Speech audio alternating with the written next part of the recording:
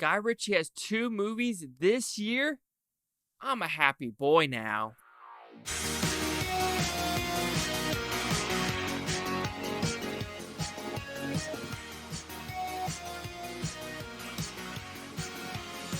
Chase Lehocky here with the Blue Futon reviewing Guy Ritchie's The Covenant. So you might be wondering, why is Guy Ritchie saying like Guy Ritchie The Covenant? Because there's a lot of movies out there called The Covenant, so they decided, I'm guessing, put Guy Ritchie's name in front of it to know whose is whose movie. And before I talk about the premise, Homelander is Parker in this movie. So if Parker in this movie, like, wait a minute, that looks familiar. He's Homelander from The Boys. So let's talk about this movie real quick. This talks about a Army Master Sergeant in Afghanistan with an interpreter. Something goes absolutely horrific wrong with the Army's team, and now the interpreter travels like 100 kilometers or something, like a 4-day trek through Afghan Taliban territory, and makes him back to Bagram Air Base. Now, Master Sergeant Jake Gyllenhaal's character is back in the States in California, and now his interpreter has been basically hiding for the past 4 weeks. He needs the U.S. military to get him those visas to get him, his wife, and the 3-month-old baby out of Afghanistan. So, do I like this film? Abso-freaking-lutely. Like I said before, I'm a Guy Ritchie fanboy, through in and throughout.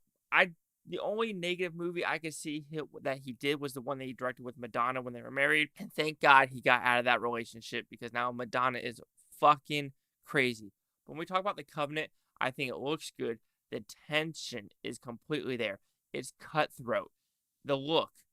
Just the look of the production design and where they filmed it. I'm so curious, because you're just like, yeah, this is really, really good, actually.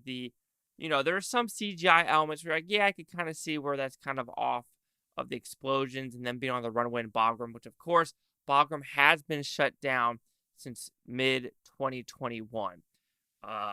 And that is where a couple, like 12, 13 Marines died as well, outside the gate.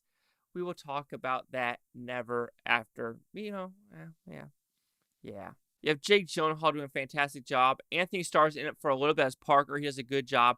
And, of course, you have Salim in it. He plays the interpreter.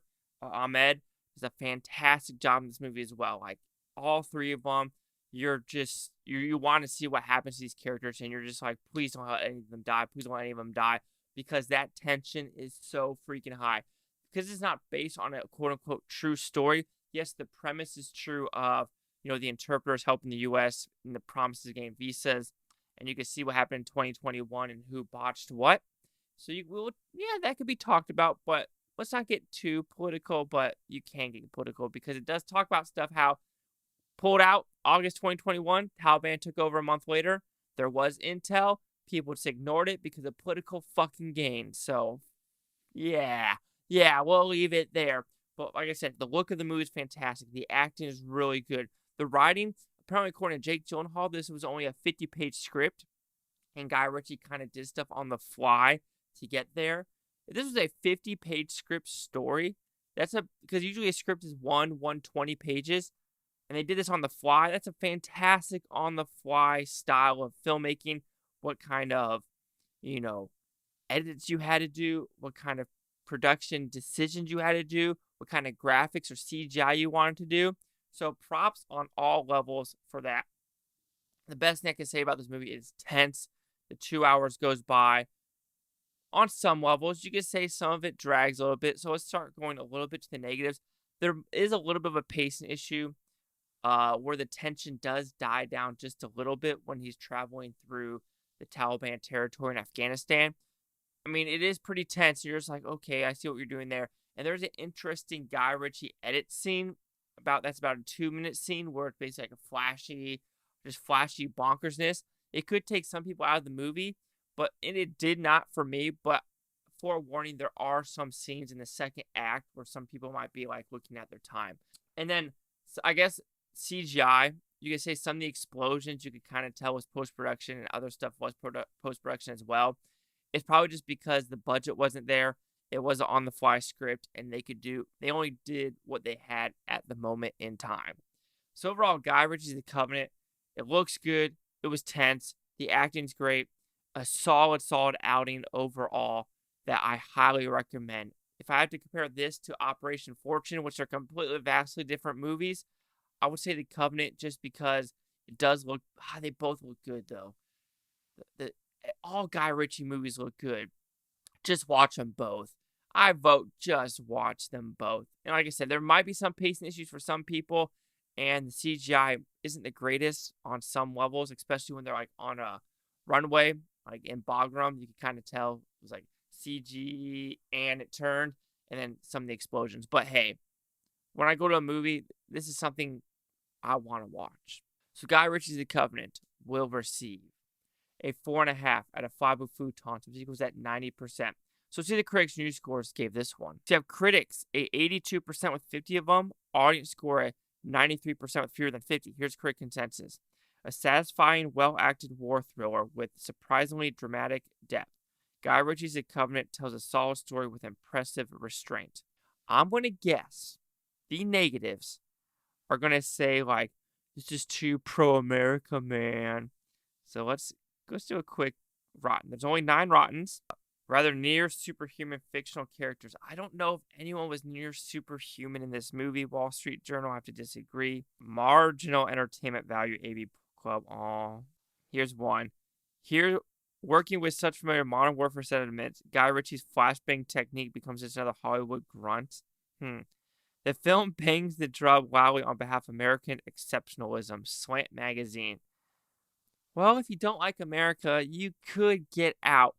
And why were all Afghanistan civilians trying to rush on a plane? Why did over, 50,000, 100,000, 130,000 Afghan civilians come to America? I wonder why. Because it's a better life in America than Afghanistan.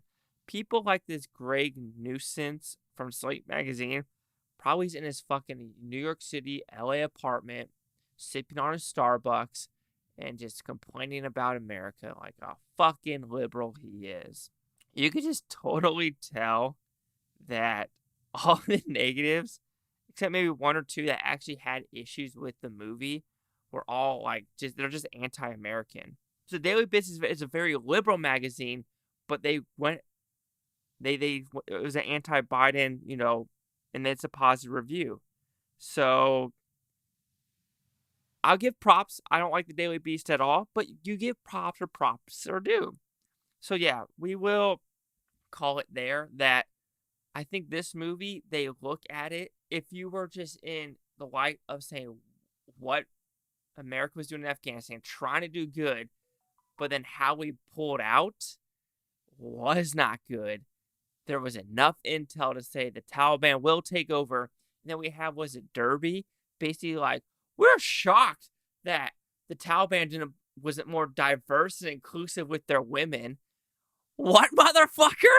Anyway, we have an 82, 93, 90. Chase Rock with the blue Futon. Like, comment, subscribe. Let me know what you think Futon Topia. Futon, think about your great day.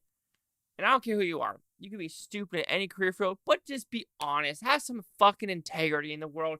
That's what we are losing now. We're losing integrity and people willing to take action of their own mistake. Just be like, I fucked up.